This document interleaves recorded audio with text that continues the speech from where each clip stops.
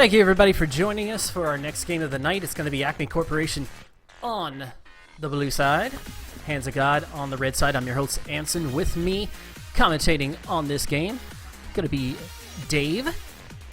What's going on, ladies and gents? And the ever-present White and Nerdy 42. Glad to have everybody around.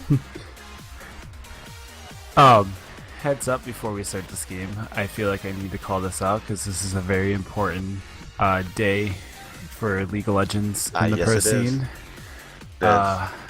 Team Curse, or Team Liquid, has finally broken their curse of 4th place, and they are now 3rd place. Congratulations to them. I just, as a Curse and Team Liquid fan, I gotta give them a little slight clap there because it's a great thing for them. Excellent I gotta give from a them. bigger clap over to ACME Corporation. 0-3 going into this week. They went against Trismegetsu, one of the top 2 rated teams in the league, just up there with Breaking Bard, and took them down in Game 3. Yeah. I can't believe we missed that one. And I think Malkathos, judging from the pregame chat, may have been slightly excited. Yeah, I mean they were 0-3, and they're considered like they're not really bottom of the barrel, but they're about halfway there. And one of the things that, I mean, just the fact they're able to take out Trismegetsu, considered one of the best teams in the league, is very hype for them. I've always enjoyed playing with Zark and Malkathos, and I gotta say, I gotta give it to them for being able to come out with that game. So. I'm not sure if they had any subs coming in or second string coming in for them or what, but definitely one. We're going to have to go back and reanalyze that one. I guess it's now time for Hands of God to try and do the same, break their curse, streak. yeah, because they're 0-3 too. I honestly was expecting to come into this game and cast a game of 2 teams that are 0-4 and fighting for the bottom of the barrel, and I thought it was going to be an all-out, both of them going like trying to crawl their way back out of being last place and get their first win. And now we don't see this epic death match of the 2 bottom teams. I'm a little upset about it. I was really I was looking forward to that. But either way, into picks and bands. Leeson, Annie, Lulu, and LeBlanc, or at least the little Lulu and LeBlanc being hovered over for Hands of God. Yeah, that is Hands of God. So Ari Lover, I think is, I'm unsure if what is it? Ari Lover is going back to jungle or not, but either way, Lulu being picked up for Ping, because that is a new thing. Because from what I've seen, he's always played either a tank or Swain or Kennen. I've seen him play Swain, Lulu once or twice. And Swain, don't forget about Swain. Swain obviously first banned against Ping, so no surprise. Yeah, definitely not a surprise there. We're seeing the Sejuani get banned on the red side too. Yeah, and the Sejuani ban, which I've said this last game, Sejuani just doesn't have that high of a win rate people are putting out her to have. I mean, granted, she does have the game-changing potential with their Glacial Prison, and it is scary, but I mean, it is not as good as people put out to be. But Ben picking up the Twitch due to his Caitlyn being banned. This is gonna be a fun bot lane. John versus Ben. John the greatest. Can he live up to his name? We will see. I was really hoping for Ben to pick up a Kog'Maw. I'm not gonna lie. We've talked a bit about the Eastern scene today. I was looking for a Juggernaut as soon as I saw that Lulu top being picked. Yeah, I was really hoping for. I just want to see one game of Juggernaut this weekend. Just one. Nothing special. Just one game. That's all I want. I love Juggernaut comps. I love this double tank meta. I want to see it once. So hopefully we'll see it sooner or later. But So bot lane matchups: Andy, Twitch versus Nautilus Solution. One thing that I saw going into this, both teams locked in their champions like that. I mean, they were on top of their picks. They both knew what they wanted going into this week, and I think they got it pretty much on both sides. Yeah, and I think it is a very valid strategy that if you know what you want, just lock it in right away. Don't give your opponents the time to think about what they want in response, toggle over picks, You're not playing to try to, amuse the crowd with a Heimerdinger, hover over here. You want to pick what you know, move it over back to the other team, put the pressure back on them. Certainly a valid strategy. We are heading into our delay here. Composition-wise, just taking a look across the board, I'm not a big fan of Vlad in these games. I haven't seen a lot of Vladimir do some really big work in these. It seems like crowd control in our Saturday League games is really what comes through big. Vladimir has none, and he's one of those champions that, yes, can work even like in a team composition with 5 when you get your ultimate down on a good number of people, but the results haven't really been there as far as Vladimir goes. Yeah, I'm gonna have to disagree with you just based on this game, because I personally see Vladimir this game as something of a counterpick against the LeBlanc. Because as soon as you see the LeBlanc start to jump on you with the QW, you can immediately pop your pool and not take the damage from it, still force that mana to be used. And I think that might turn out to be very good for Malkathos and overall for the ACME Corp in the laning phase. I definitely agree. I think Vlad is, like you said, I think these CC mids are kind of what should be being played, like maybe like a Lulu Oriana. But Vladimir is just that one mid laner that he either does really well or he just turns into this farm machine that relies against the late game and getting a good Hemo Plague off. So hopefully he's able to make plays, as people would say, and be able to get some good Hemo Plagues off. And with a Gragas Vlad, it's going to be kind of hard, but with a Nautilus you might be able to pull it off. But either way, Ari Lover playing the young Lee Sinner and Dodge the Spear, yes. Opportunist playing LeBlanc. I want to bring that up because they were switching roles the first game. Dodge the Spear played Sejuani and Ari Lover played, well, of course, Ari. So it's nice to see a little different role change right there. Ari was banned, so on the Lee Sin, I'm expecting some early aggression in the jungle, and I think Hands of God want to pressure Jarrett out and make him irrelevant. Jarrett's one of those junglers that if he gets a strong start, he becomes a really dominant force late game. However, if you can shut him down early, it tends to make him just completely irrelevant.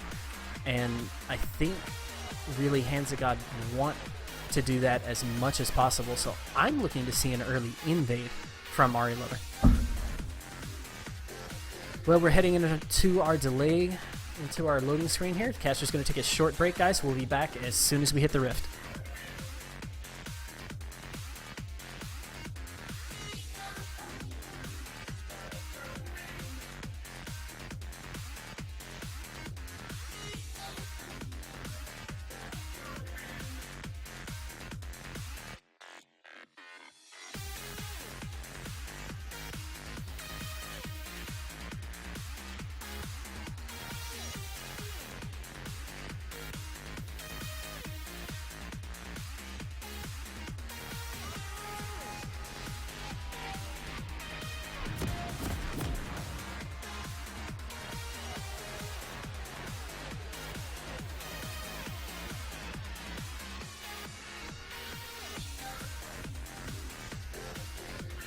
Well, hello everybody. Welcome back to House Party 5v5 Saturday League. This is the 4th game of the day. We have the ACME Corporation on the blue side versus the Hands of God on the red side. I am going to be your commentator today, White and Nerdy 42, and with me is my good friend Dave. What's going on, ladies and gents? So, LeBlanc doesn't have a trinket. Ooh. Come on, dodge that spear. Come on. I know you're focusing on dodging the spears, but like, it's season 4. Alright, he's backing. I remember when trinkets first came out and you just have everyone just, oh man, it was It was frustrating because they were just like, "Oh, you don't need a trinket." I'm like, "Come on, man, it's free. Come on." A free ward is better than no ward. Yeah, well, tell the people on silver and bronze that. I have many times. Either way, so back into the game, some deep wards coming out from Hands of God. One on the golems or Krugs, and one that was placed near Raptors. Actually, a right? nice Raptors? line. Actually, Yeah. a nice line. One by Krugs, one by Red Buff, one by Raptors.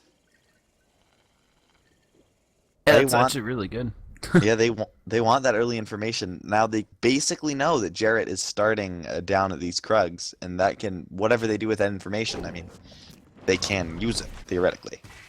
Yeah, and Lee Sin is probably one of the best junglers to be able to take advantage of information like that as well.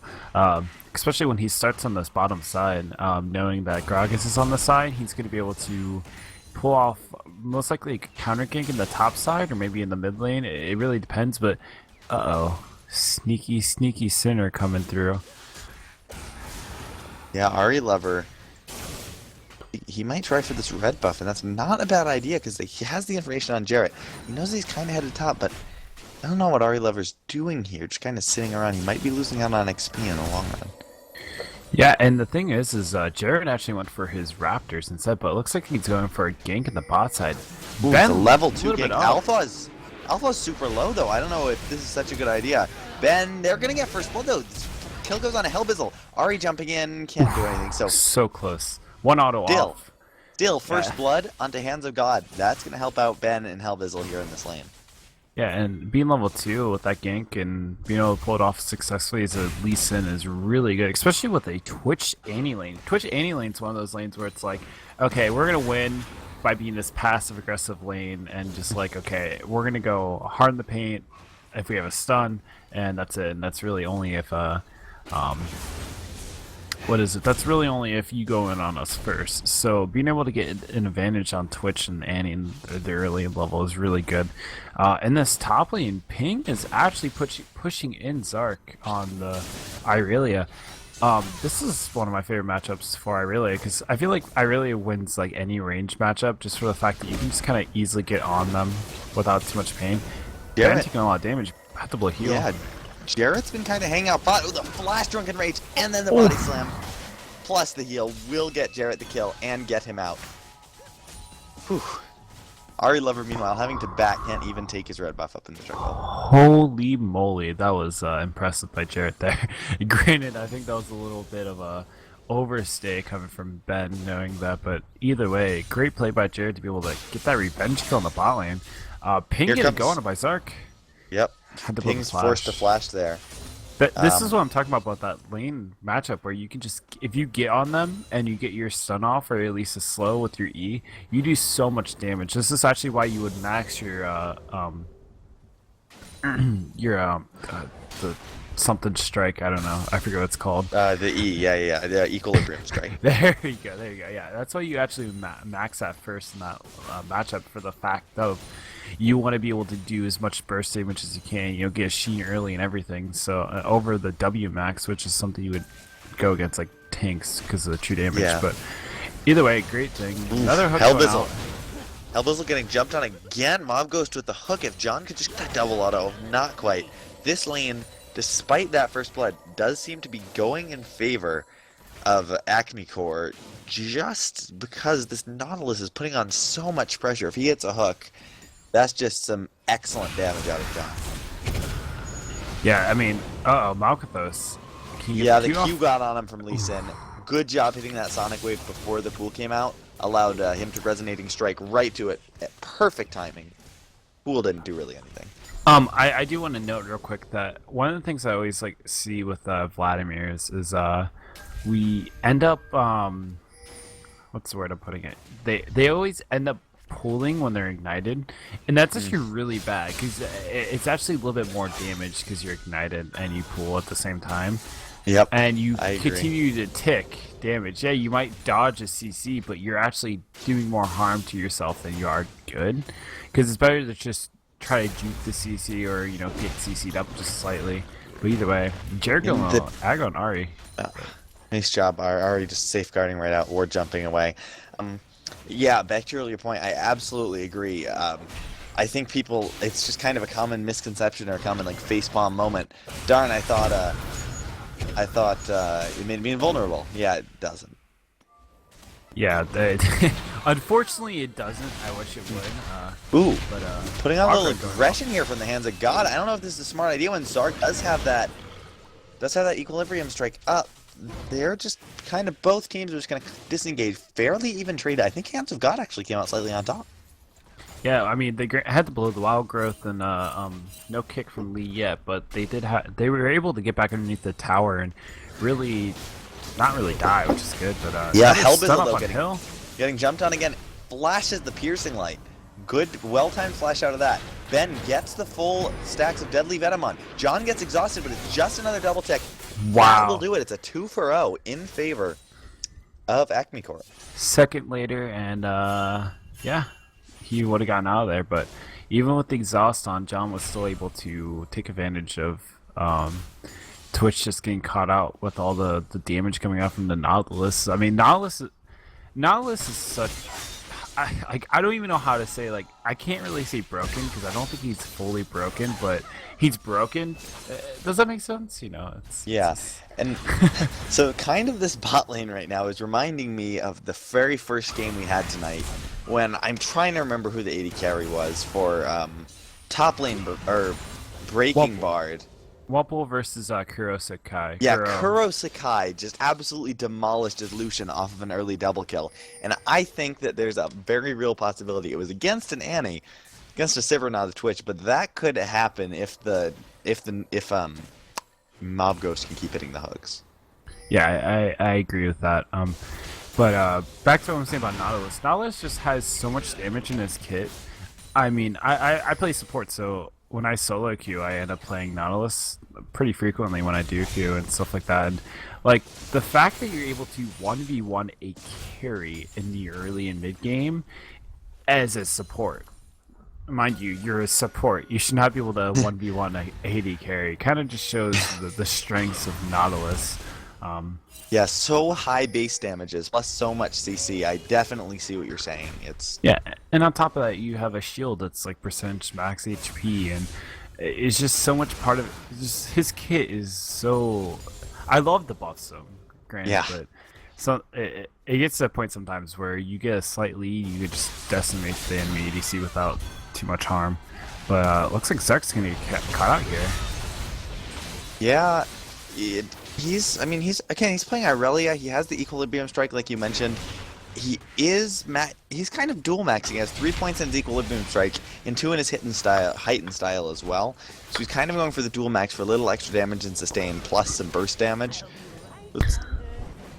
He's able to get out with the healing with the CC. No big deal.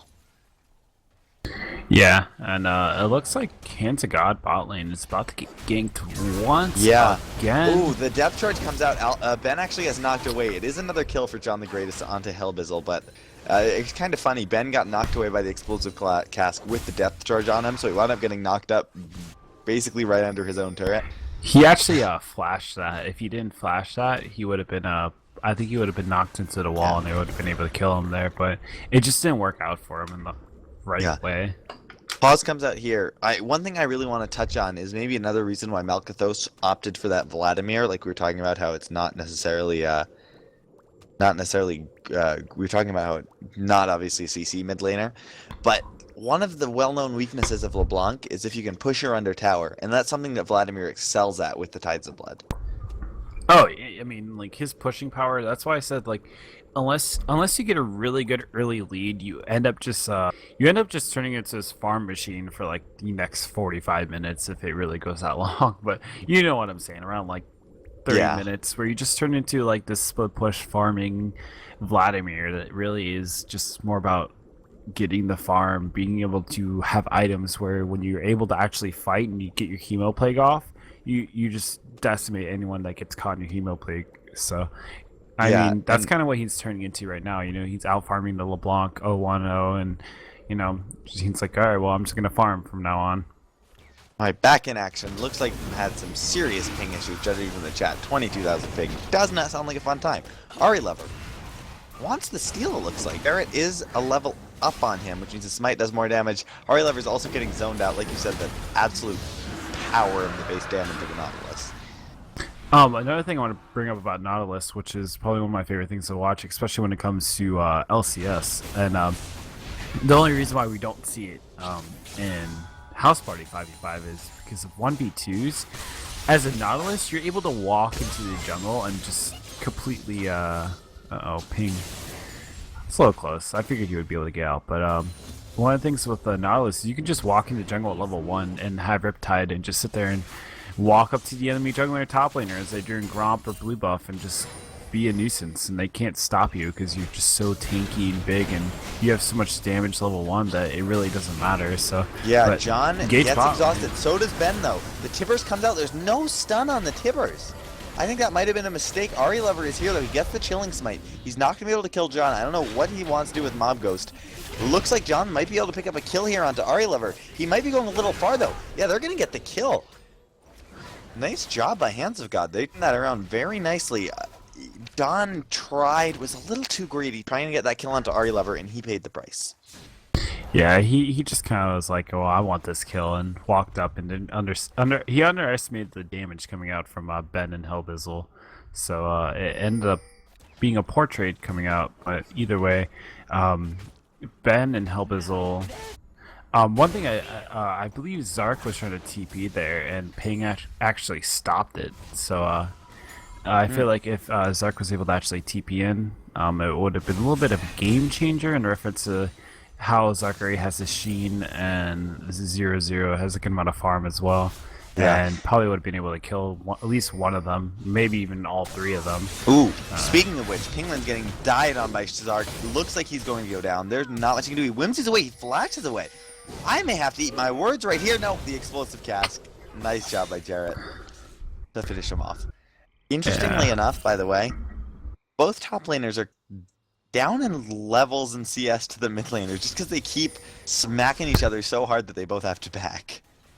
It's a classic story of a top laner. You smack the enemy top laner until they have to back, and then you farm, you back, and then they push the lane, and then they back, and then you get the lane, and then you push the lane, and you back. It just ends up into a top lane where only one person's there 90% of the time, and they're farming.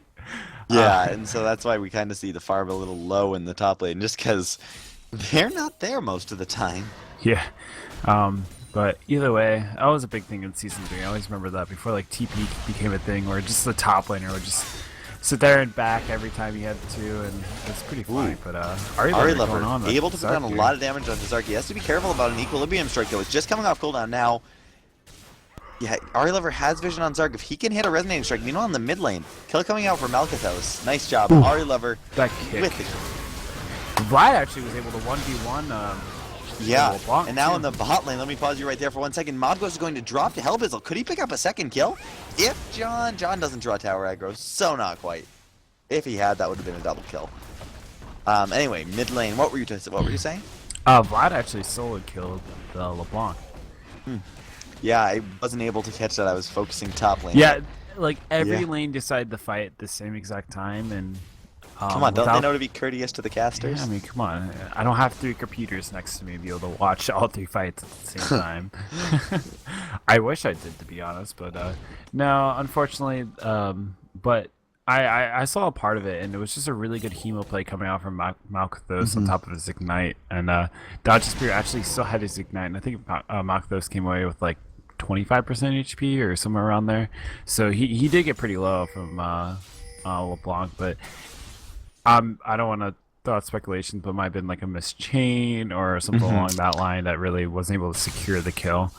In the end, though, so after all the dust is settled after those various fights, it's 3 kills in the favor of the ACME Corp, as well as 3,000 gold, which is pretty good early game. But it does look like here, Hands of God are going to try to get something back. Oh, wow. Just a QE on to dodge that spear, and he's already sitting incredibly low. He's just getting demolished by Malkathos. There's not much he can do. Oh, beautiful distortion back. The jukes coming out of LeBlanc. Is that Civ HD, I see. No, he does not have 5 Rod of Aegis. Ah, good catch. Good catch. Or a Static Shiv, which I've seen. Man, it's crazy. Always fun to watch at like 6 a.m. All right, Green explosive streams. cask coming out of Duret just to And put a little tower extra pressure on that tower. just kind of mistook. Hemo play coming off the Max. Nice Hemo Plague there. He might be able to grab a kill onto Penguins or Ari Lever. That's a lot of damage. Nice safeguard from Ari Lever. He's jumping back in. I'm not sure if I would do that. Hellvizzle gets a nice Tibbert, but he's going to drop. Ari Lever is going to go down as well. That's 2 kills here in the mid lane, and it looks like it's going to be another tower. Malkathos just doing huge amounts of damage with only 1 item. I'm a little shocked by how much damage Malkathos was able to do in some of these fights. I mean, granted, I'm so used to like watching a Vladimir farm for the next 30 minutes, just trying to get as many items as he can, so he can just come back to the fights and just, you know, have like all this damage and unexpectedly just, you know, kill off with an ADC without harm. But sneaky little rat. Here comes Ben. He's jumping onto John. He's just jumping on ulting, doing as much harass as he can. I think Malkathos is taking very, very good advantage of the fact that exactly 0 members on the Hands of God have bought any magic resist at all. Not so much as a null magic mantle. And so we're going right for the Ionians, and then it looks like he's going to go for a Luden's Echo next. Is just going to be doing huge amounts of damage because there's no magic resist for him to have to go through. Yeah, I'm a little curious if that is a Luden's Echo. Trying to think of what else builds out of that item. Could be going Luden's for Echo, a Lichbane. Lichbane, but I highly doubt Twin that's Shadows? Twin Shot, no. Morello doesn't build out of that. Yeah, it looks like it's going to be a Luden's Echo for him. Which is not a bad idea in the top lane. Penguins and Sark, like we were talking about top lane, just smack each other until they have to back. Tower does end up going down, so the objective does wind up being taken by ACME Corp. It's 6,000 gold of a lead for ACME Corp, and maybe Malkathos will have reason to cheer in the pre-game chat next game as well. Yeah, hopefully they have something. Yeah, so when we actually... Going back to this game with the whole no MR, another thing I want to know is that Gragas is going straight for that Warmogs instead of building something like a Righteous Glory, or he might be building We do like Glory, Righteous Glory over here. But it looks like he's just going for the Warmogs with the Cinderhulk item. Nice shot by Ari Lever. Now Ari Lever and Penguins. Very nice. They could just get knocked back again. I'm not sure about Jarrett's ult so far. They've been kind of disengagey. It looked like he wanted to knock them back into him with that one so that Zark could finish them off. But he didn't die, and so overall that's still a perfectly fine cause for them. Yeah, I feel like Gragas' ult is one of those ults where like it's like a hit or miss. It's like Janna ult. Like you're either gonna hit it or you're gonna just screw it up completely. Janna has a little bit more freedom on how she can ult because for the most part you won't mess up a lot of things, but sometimes you might mess up something. But Gragas is a little bit more risky with this ult. Like if you miss it, you kind of like may mess up an entire fight. But overall, his ult's been more questionable, but for the most part, they're good wild growth from Penguins. I think we're going to see a fight here. Nice Hema Plague coming out. Ari Lover is going to drop. Malkathos hit an absolutely wonderful. Whew, he had a great Hemo Plague, and the Hemo Plague was actually what killed Ari Lover. And once again, Dodge That Spear is showing off his LeBlanc moves. But it's 5 towers to none. It's almost 10,000 gold. Again at 18 minutes. It's the second straight game where we've just seen a massive gold lead early in the game. Yeah, almost a 10k gold lead. It's only about, well, gold just changed. About an 8 gold. Yeah, K. No. This one's 800? No. Yeah, whatever. It's about 1,000 gold difference between the two teams. You gotta hand it to, I'd say, Hands of God is really trying. They're just trying to make the moves that they can, but whenever they try to do something, it just goes wrong. The Gragas hits a great ult, the Malkathos puts down a wonderful Hema Plagues. And overall, it's just the only thing that Hands of God have shown for them is a dragon, and as such, it is almost 10,000 gold. One thing I do want to note in that last fight is that Twitch was able to actually get a really good ult off on the side. Granted, the only problem with it was that he doesn't even have his blade finished at 20 minutes, and he really wasn't able to get any damage off to really show for it. But I was just thinking, like, man, if he actually hit damage here, John and like basically the entire team of ACME Corp would just fell over. Well, I mean, I hate to say this, the support for ACME Corp right now has more gold than anyone on the Hands of God. So that's pretty bad. that's pretty bad. I mean, great. Well, he does have refill, so that is a big. Does but slight look difference. at Zark. He can just take out half the health of both Dodge and Hellbizzle, and not take. It's pretty questionable. This is why Irelia nerfs need to happen. Yeah, and now here it's just more of the same. ACME Corp just trying to take more towers. Their rotations have been very good. But, ooh, the teleport comes in on Tippers. Malcathos' Hemoplague only gets Alpha. He's going to pull out. He looks like he's going to be able to run away. Ari Lever.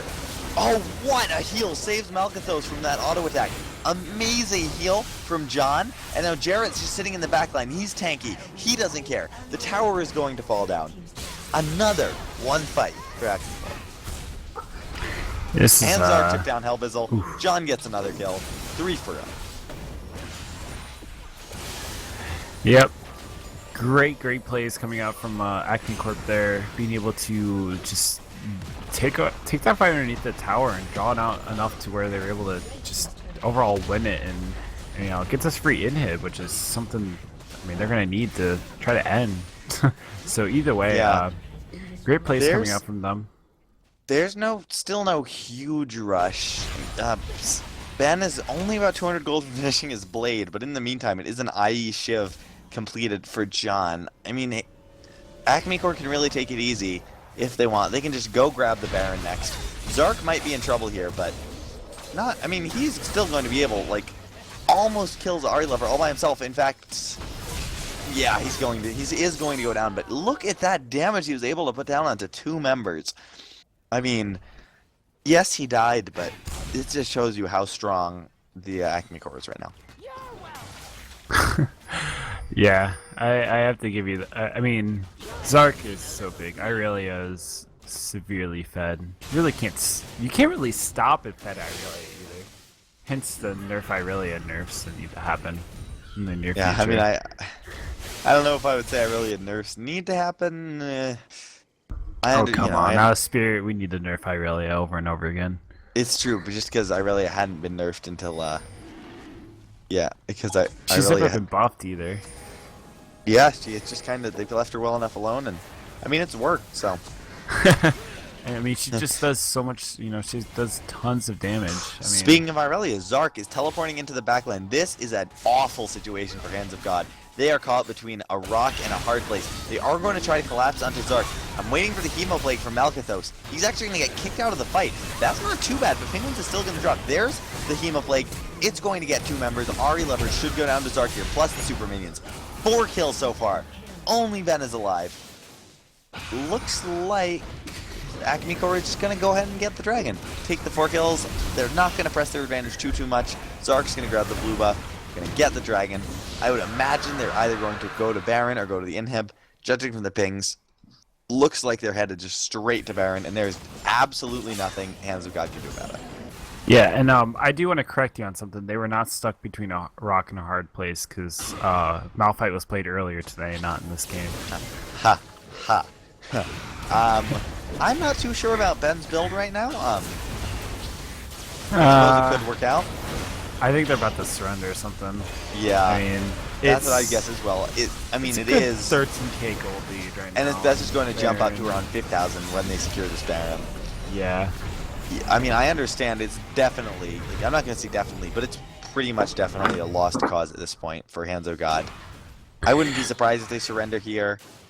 They haven't yet, but it's not looking good for them, especially if surrender vote actually just failed. Ben, but that build won't help you too much combat-wise. Oh no, the Ash Mirror Mana was a really good build. True, but he's neither playing Ash nor does he have a Mirror Mana. Yeah, he got me there. is I buying a health try. crystal, so he does have a little bit of combat stats now. Oh, the sight stone. Very Sight nice. Stone. This is a very new build. I actually kind of like this. It's very Yeah, helpful for look his at team. he is making sure that he has plenty of vision on his fountain. I think what he's trying to do is make sure he places more wards in his support. That's BM. Ouch. I mean, Hellbizzle hasn't been doing awfully in this game. He's died a lot, but really it's one of the things of playing Annie. You don't have any mobility. If your team falls behind, you're not going to have anything to do. Sark, jumping onto Ari Lover. He's gonna get knocked up by the depth charge as well. He's just gonna go down. Malkathos, Luden's Echo needlessly will the Ancients. We had our doubts about the Vladimir pick, but it worked against LeBlanc. Yeah, definitely.